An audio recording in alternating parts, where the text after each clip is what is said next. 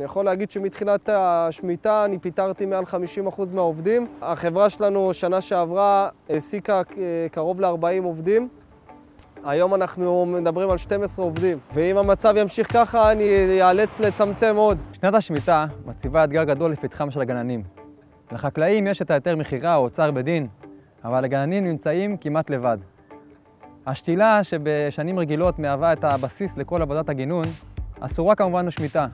וכך הגננים מוצאים את עצמם כמעט לבדם מול אתגרי השמיטה הקשים שאוסרים שתילה ופעולות תחזוקה נוספות. צד ימין שתלנו לפני השמיטה, אך קבלן הפיתוח שהיה אמור לסיים את הפיתוח לא הספיק לסיים לפני השמיטה, ונשארנו תקועים עם השתילות. הנה אפשר לראות אלה סטגמנטים שעוד לא שתלנו אותם. הם כבר מוכנים, אנחנו אמורים לשתול לשעות בהמשך. ואנחנו מחכים לתשובה הלכתית, אם אפשר להמשיך את הפרויקט או לא. בינתיים יש את העצים האלה שכבר שתלנו, אבל לא מקבלים עליהם את התשלום, כי אנחנו מחכים לסיים את הפרויקט. מזמין העבודה זה לא מעניין, הוא רוצה לקבל את הפרויקט. מבחינתו לקבל את הפרויקט זה עם כל העצים, עם כל הצמחים, עם מה שצריך להיות בתחולת הפרויקט. ואם אנחנו לא שותלים, אז הוא לא ישלם את הכסף. וזה סבבה לו וזה נוח לו. ומי שנדפק פה זה אנחנו, קבלן הגינון. מכון התורה והארץ רואה בגננים קבוצה שחשוב לחזקה בכל דרך. המכון הקים לפני השמיטה קבוצות וואטסאפ שמסייעות במתן מענה לגננים בכל שאלה. המכון הכשיר לפני השמיטה את הגננים איך להתמודד בשנת השמיטה. בקורס שניתן בידי דוקטור מוטי שומרון ראו הגננים כיצד אפשר להקים גינה שתראה יפה גם בשנת השמיטה.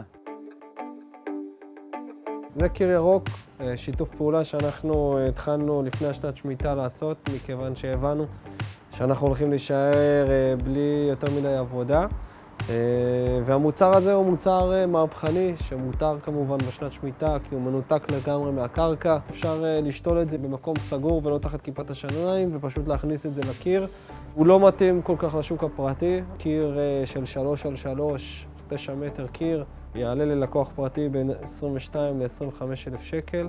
אבל בשוק הציבורי, בחברות גדולות, זה הולך נהדר. מה שכן, שם זה לוקח יותר זמן לתהליכים, ולכן אנחנו כחברת גינון פחות יכולים להסתמך על מוצר כזה שיהיה ההכנסה העיקרית בשנת שמיטה. פה אנחנו רואים גינת נוי שלפני השמיטה כבר הכינו אותה כמו שצריך. אנחנו רואים פה בעיקר רב-שנתיים, בעיקר ציפורן שפורח במשך השנה, וגם שיחים שונים שכמובן רב-שנתיים כמו דורנטה ואחרים. גינה כזאת שנשתלה לפני השמיטה, אפשר לטפח אותה בשנת השמיטה ולשמור עליה יפה ללא כל בעיה. ידוע שבשמיטה עדיף להוריד את העצבייה בצורה של חיתוך מלמעלה ולא בעקירה. בגינה הפרטית מדובר בפעולה פשוטה, אבל הגנן צריך לבצע את זה בשטחים גדולים, מדובר בפעולה שדורשת הרבה כסף. אם החיתוך העצבייה שמבוצע פה נעשה ככה בצורה של חיתוך בסכין מלמעלה, הדבר הזה דורש עוד זמן עבודה של הגנן משמעותו הרבה כסף.